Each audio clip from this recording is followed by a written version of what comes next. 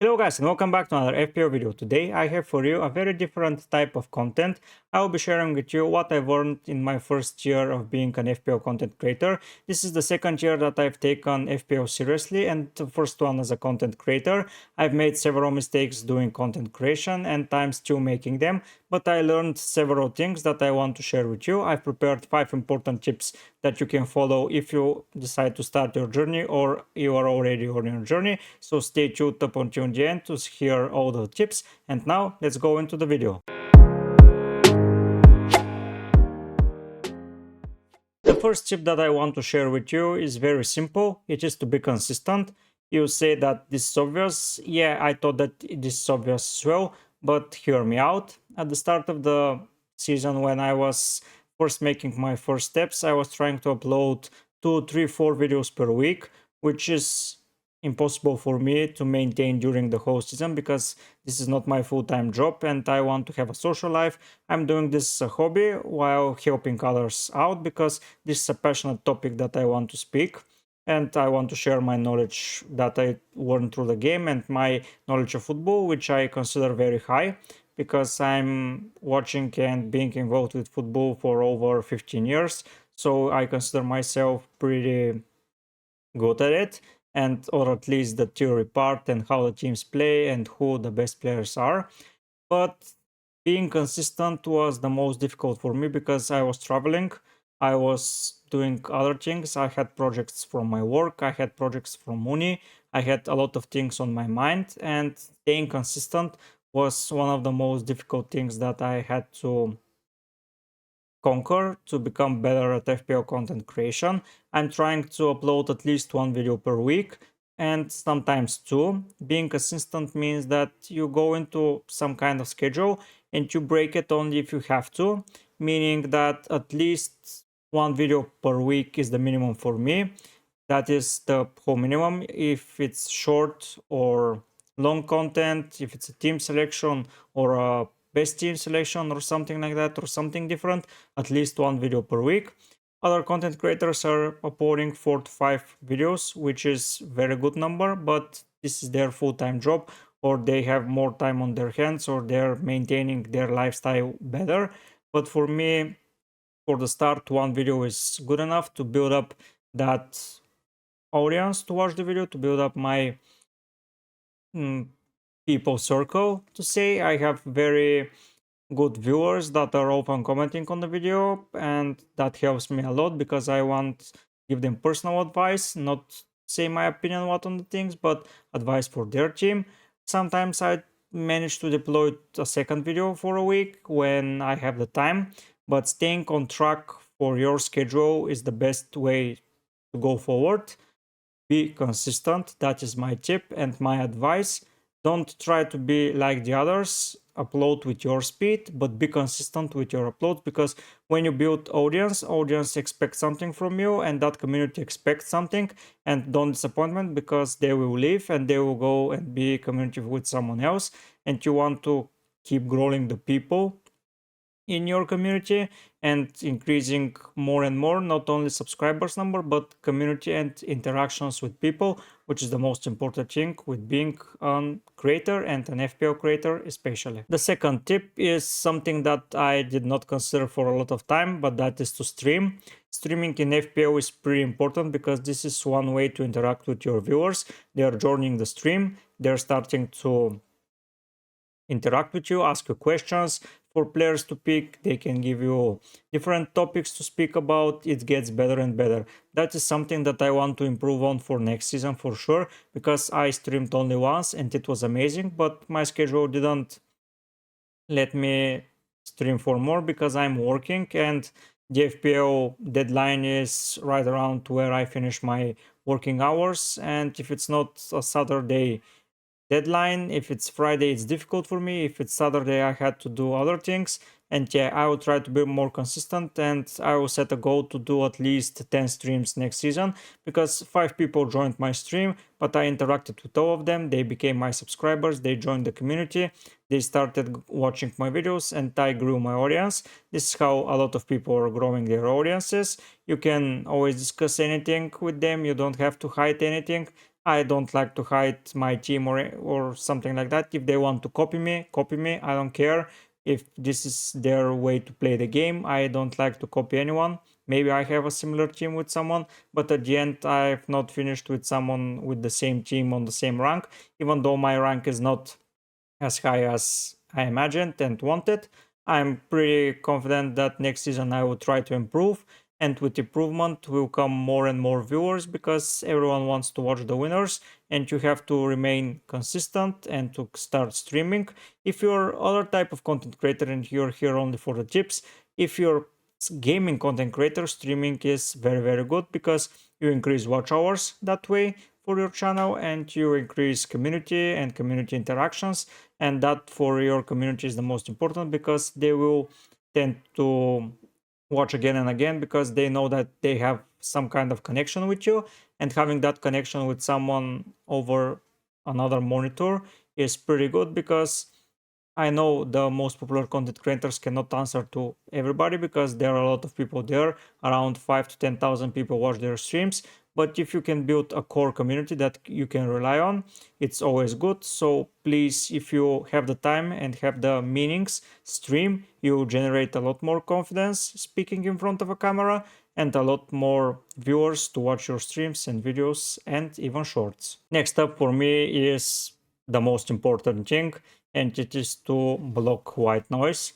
I mean with that you have to play your own game, even if you think that some pick is pretty good and all of the other content creators and FPL Twitter say that this is bad.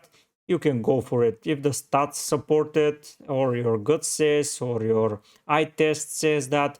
Go for it. This is a game that everyone can play solo and everyone can play on their own, and having people guide you is always better, but guidance sometimes can be misleading because you can jump on a player, for example, Eze for the last week in game week 38, or Alvarez. They were so hyped by everyone and they didn't deliver anything, while player like Pedro Porro, who I bought, and I thought that he will play good. He was one of the best players that game week. Sometimes this player picks from the most popular guys deliver, such as Saka in some game weeks, or Martinelli, or someone else, but sometimes content creators, including me, were wrong. We're people, our decisions are made on either stats, eye tests, gut feeling, preferences, or etc. So we're not knowing how to pick the players and say that this will win everything, because if that's the case, everyone will have the same score and we won't win FPL, which is not possible. I consider FPL Twitter as a toxic place. I'm not on it. I used to be, but there, when someone is having a bad week, this is the last place you want to be because someone randomly has a pretty good week and they're showing off, and your feed is always like, oh, what a good game week, blah, blah, blah, blah, blah, blah, blah. I don't like FPL Twitter as a community. Maybe the others will hate me, but I prefer the YouTube community. There, I have not seen hate yet. I'm seeing players asking for advice and etc., but no one is hating on it. In FPL Twitter, even some guys are stating something as facts, and when you say something against it, they don't consider it. I'm not naming names because I cannot prove it, but that's how I feel when I go there. Maybe it's important to see their lineups or some useful information, but most of the data can be faked there. You believe something, so it's always better to check your tools, check by yourself, because you rely on yourself and not some random guy that writes on Twitter. Other content creators are pretty popular there. They may grow there even because they put their videos there, they put any posts or something like that. I just don't like it. I consider it as the biggest white noise. Content creator as a whole, me included, we are light noise. And sometimes we are considered white noise because we say things that will sounds good, but the truth is that you can have a better pick that will work in the future, and get more points on yourself. I'm not saying don't watch my content or other content creators' content, because we try to improve ourselves and improve you in the process. But sometimes if you feeling like you have to pick a player, go for it. For example, for a bad decision on my side while blocking other information was picking Dunk instead of Estupinian. Everyone went with Estupinian, I went with Dunk, but at other cases I went with Pedro Porro instead of Eze, and I got my points, but I was better off because I made that decision and no one else was picking him, and I just picked him and won. The biggest flop for this season for me was Perisic. Everyone was hyping him so much and he didn't deliver, and he was in everyone teams. Oh, sorry, Neto from Wolves is a better example because he was in maybe 50% of the game week 1 squads and he was off by game week 3, while players picked Pascal Gross and he destroyed the first 2 game weeks like it was nothing. So yeah, you can go against the popular pick, but be careful with that because you may miss some points, and if that popular pick is good enough, you miss on a lot of ranking points. If you care about that, if you care about having fun, just play in your own game. Here for some news on streams or last videos or someone creating a template squad for the week, but overall it's always better to believe in yourself and be good as a manager, because that's what we are aiming for, to be the best FPL managers possible. Next up is my motto as an FPL content creator. It's to give advice, not solutions. For me, giving a already done solution is not a very viable way of playing FPL and being a content creator, because I will give solution depending on my team and what suggestions I will have in my head. For example, if anyone asks me what the best team it is, I will say my team. But if anyone says that what, and they say their team is that player, and I have any thoughts on it, I will consider their team apart from mine, because everyone can have different strategy, different usage of their chips, different way of playing the game, being aggressive, passive, using their transfers at the start of the week, at the end of the week, during the week, taking hits, non-taking hits. Everything can happen. Everyone can be more relying on differentials or something. I'm picking all round team all the time. My style is different from most of the players. I'm playing different type of game, and I cannot say this solution that works 100%. But if someone asks me like player A versus player B, I will ask him what other players he has around in the team, what I will consider what fixtures lie ahead. I will lay down my opinion on both players and I will let him decide, because giving a solution is never good in my opinion. In my way of work and everything, I always want to have advices, not solutions, because I want to see, let's say, both sides of the coin and decide on my own which I side want to pick. Because seeing someone like pick player A and then he does not score or do anything while player B gets a hat trick, everyone will blame me, while this decision was made by yourself. No one is um, at fault for your own mistakes.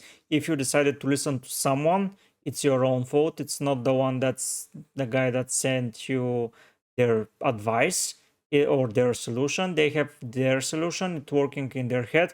Well, they choose player A, the other 10 players are scoring points, but your 10 players are not scoring, and player B was the key missing in your team, everything to click, and each game week for you to be consistent.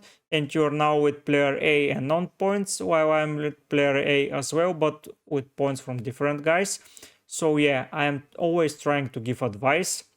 If someone asks me, let's say Salah or Kane, I will say Salah is a midfielder. He is getting more points by getting a clean sheet or getting a goal, gives him one more point.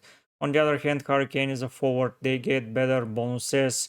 They're both on penalties. Spurs have these fixtures.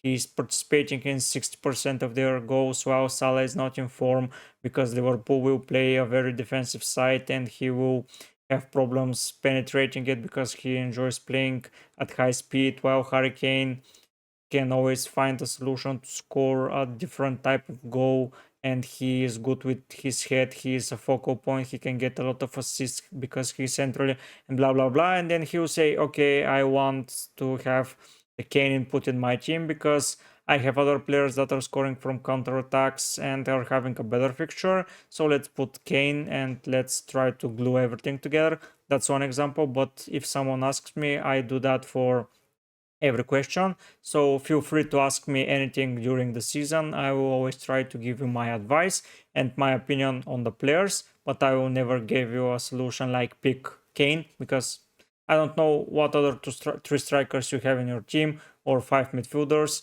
who you want to replace, where you get the money, which transfers you have made, how many transfers you have this week, etc. etc. If you say A or B, I will ask furthermore questions. What you say, what other things around A do you have? What are your future plans for from what time to which time you want to keep that player? Why do you need him, and etc. And you get to the answer by yourself, and you feel better. And next time you'll be better at taking decisions. So yeah, this is my motto. I am giving advice, not solutions. The last thing that I want to say to a guy asking me for 5 tips is to be passionate. You cannot make content on something you're not passionate. I've tried to with playing games, but I cannot comment and give my opinion on a game. I just have to present the gameplay and show my idea. But with FPL, I can be passionate about it. I enjoy playing the game. I enjoy everything around football and English Premier League as a whole. I enjoy their community. I enjoy the way the game is built. I enjoy the roller coaster of emotions, like you're so down at one moment and then you're up and then you're getting knocked down, because that's just fantasy and I'm so passionate about it. I can speak to you like for hours for it. If you want to have a conversation about fantasy, so yeah, I may sometimes lose the words and get in different directions there, but I'm always trying to explain myself and explain why I have done this. I've prepared some kind of template, you say, but yeah, the template is not template, it's a solution how to work around the first wild card. I will present it to you when the time arrives because I have considered it and used it, and I believe this is the way to play with my style of game. But yeah, I'm so passionate about fantasy. I'm speaking about it all the time. I want to play it all the time. I cannot wait for the games to come. I cannot wait. I want games every day. I want to make decision quickly with less information, because with a lot of information I may get lost. Yeah, I'm so passionate about it. And if you want to be a content creator and FPL content creator, you have to be passionate about it. You cannot just start it because you want the views and you want everything. It's a journey for you. If you have a solid job and something else, make it as your own hobby. If one day you get to work at your hobby, even better. But if you start right now, focus on your personal growth of community, and passion about the game. Try to build your own style of content, try to build your own style of playing, and try to be as consistent as possible. I'm happy if you're still in the video. Subscribe if you enjoy the video so far. And if you want to see how the FPL League has been won last season, click at this video right here. You'll see how FPL Guns won.